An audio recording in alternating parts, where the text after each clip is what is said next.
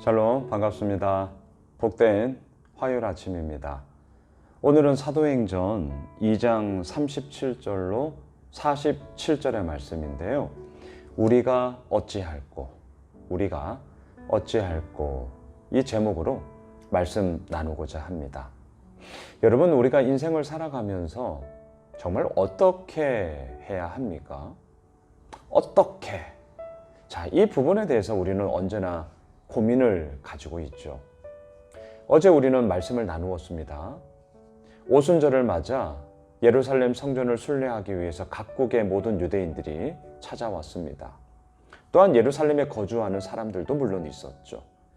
그들 가운데 베드로를 중심으로 하여 11명의 사도가 나사렛 예수를 증거하였습니다. 십자가에 못 박혀 죽으셨습니다. 하지만 사망에 매여 있을 수 없었습니다. 부활하셨습니다. 그리고 그 나사렛 예수는 이제 우리에게 주와 그리스도가 되셨다. 주께서 생명의 길을 우리에게 보여주셨다. 그리고 주님 앞에 기쁨이 충만하다. 나사렛 예수를 증거하자 사람들의 반응이 이렇게 됩니다. 오늘 본문 37절을 보십시오. 그들이 이 말을 듣고 마음에 찔려 베드로와 다른 사도들에게 물어 이르되 형제들아 우리가 어찌할꼬 하거늘. 여러분, 말씀이 나를 이끌고 있습니까? 말씀이 내게 진짜가 되었습니까? 그렇다면 우리가 어찌할꼬, 이게 무슨 말이죠? 나의 무능함의 고백 아니겠습니까? 우리가 어찌할꼬, 나의 힘으로 될 수 없다라는 나의 나됨에 대한 그러한 존재의 인식 아니겠습니까? 우리가 어찌할꼬, 나의 무능함, 나의 전적인 연약함, 나의 죄악됨에 대한 온전한 고백이 되는 것이죠. 우리가 어찌할꼬. 이게 바로 말씀이 나에게 진짜가 되고요. 말씀이 내 삶의 기준이 되고요. 그 말씀이 나를 이끌어 간다. 그리고 나는 그 말씀 앞에 나 자신을 내어 맡긴다. 라는 자의 진정한 고백이 될 수밖에 없는 것이죠. 우리가 어찌할꼬. 여러분, 세상은요, 우리가 어찌할꼬라는 이 질문에 대해서 네가 해야 되는 거야. 오늘도 얘기해요. 여러분, 저의 이 말씀을 오해는 하지 마십시오. 우리들의 열심, 우리들의 최선, 우리들의 성실함, 우리들의 온갖 능력, 또한 그것을 발휘함 중요합니다. 필요해요. 하나님이 다 하신다며 이 말 가운데 우리의 게으름을 절대로 합리화하지 마십시오. 하나님이 다 하셔요. 근데 아십니까? 정말 다 하시는 하나님이 나의 아버지라면 자녀된 우리가 게으를 수 없던데요. 저도 오늘도 이렇게 영상을 찍으며 이 말씀 앞에 제가 서고자 몸부림치는 이 힘. 여러분, 목사니까 당연히 해야 되는 거 아니야? 그렇게 말씀하시면 제가 굳이 할 말은 없습니다. 하지만 아십니까? 그럼에도 이 일 가운데, 또한 이 말씀 묵상 가운데, 오늘도 이렇게 함께 말씀을 나누고자 하는 이러한 정말 모든 모습 가운데 저는 알게 된 게 있어요. 하나님이 정말 다 하시거든요. 근데 그 다 하시는 하나님이 나의 아버지다. 이 사실이 깊어지면 깊어질수록 제가 소홀히 할 수 없더라고요. 소위 철든 자녀가 되는 거죠. 진정 부모님의 마음이 어떠한지를 안다면 어떻게 망나니로 살아갈 수 있나요? 오늘 말씀이 그 말씀입니다. 우리가 어찌할꼬. 세상은 우리의 힘으로 해야 된다라고 얘기하지만 아닙니다. 어떻게 해야 되냐고요? 38절.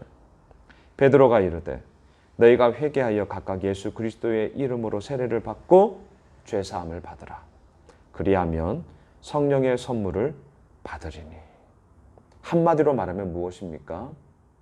나의 힘으로 살아갈 수 있는 것이 아니요, 오직 예수 그리스도의 은혜만이 나를 살립니다. 예수 그리스도 앞에 전적으로 엎드리는 거죠. 그리고 예수 그리스도만이 내 삶의 주요, 나의 그리스도 되심을 고백하며 그 하나님으로 말미암아 내 모든 삶이 이루어져 나아감을 오늘도 고백하며 나아가게 되는 것이죠. 저는 예수오미술 교회를 개척하며 준비하는 가운데 교회 비전이 무엇이어야 할까? 저희 교회 비전은 하나입니다. 예수 그리스도만이 세상의 유일한 답임을 증거하는 공동체. 우리의 비전의 힘은요, 예수 그리스도로부터 시작이 됩니다. 그리고 우리끼리만의 공동체를 원하지 않습니다. 세상이죠. 세상 한복판에 우리는 오늘도 뛰어 들어가야 되는 거죠. 그리고 그 안에서 우리가 어찌할고 뭐 해야 되냐고요? 증거하는 공동체. 무엇을요? 예수 그리스도만이 유일한 답이다. 여러분, 이 길을 우리는 걸어가야 합니다. 이 길을 어떻게 걸어갈 수 있냐고요? 38절 회개함으로 예수 그리스도의 이름으로 세례를 받고 죄 사함을 받음으로 이제는 순결한 그리스도의 신부가 되어 신랑 되신 예수 그리스도의 기쁨이 되며 또한 그 모든 삶 가운데서 이루어 가시는 그 예수 그리스도를 우리는 오늘도 증거하며 나아가는 것이죠. 자, 41절로 내려가 보십시오. 그 말을 받은 사람들은 세례를 받음에 이날의 신도의 수가 3,000이나 더하더라. 어마어마한 하나님의 역사하심이 예루살렘 교회 가운데 이루어졌습니다. 이것만이 아닙니다. 42절. 그들이 사도의 가르침을 받아 서로 교제하고 떡을 떼며 오로지 기도하기를 힘쓰니라. 정말 초대교회의 모판이 바로 이 예루살렘 교회 아니겠습니까? 이러한 모습으로 우리 예수 홈의실 교회 역시 계속해서 한 걸음 한 걸음 나아가기를 원합니다. 사도의 가르침을 받아 저는 목사로서 말씀을 나누며 증거하는 데 있어서 온 힘을 쏟겠습니다. 또한 함께 제자 훈련하며 이제 이번 주부터 본격적으로 큐티 학교 시작하는데요.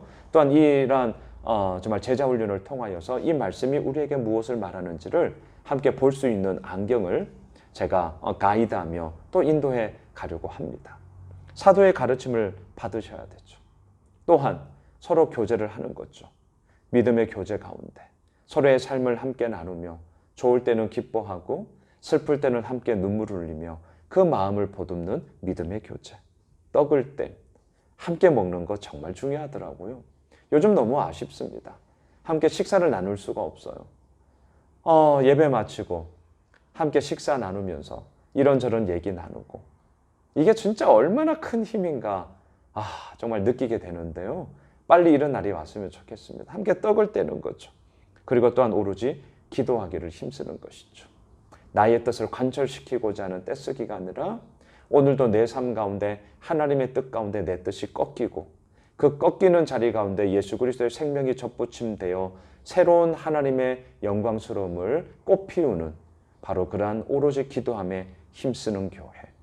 정말 꿈꾸게 됩니다. 기대하게 됩니다. 그리고 이미 그러한 교회의 모습으로서 하나하나 세워져 나가고 있습니다. 또한 그 길에 한 분 한 분 새로운 분들이 함께 붙으며 또한 예수 홈의실 교회가 그렇게 세워져 나가는 모습들을 함께 나누게 됨이 얼마나 큰 기쁨이요 감사인지 모르겠습니다. 말씀을 정리하겠습니다. 말씀이 내 가운데 진짜가 되셨나요? 오늘도 그 말씀이 나를 이끌고 계시다고요? 또한 내가 그 말씀 앞에 나를 전적으로 내어 맡기고 계십니까? 우리가 어찌할꼬?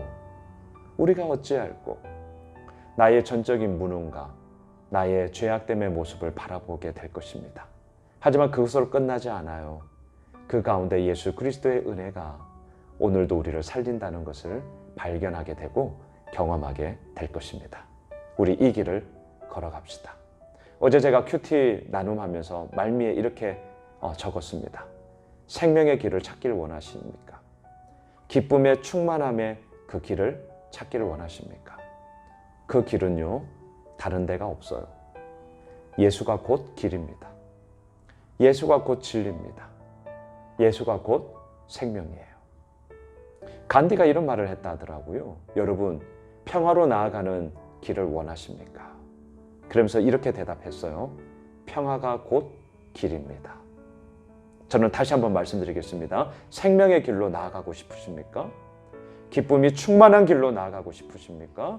우리가 어찌할꼬 이 탄식 가운데 주저앉아 계십니까? 오늘 분명하게 말씀드립니다. 예수님이 생명이에요.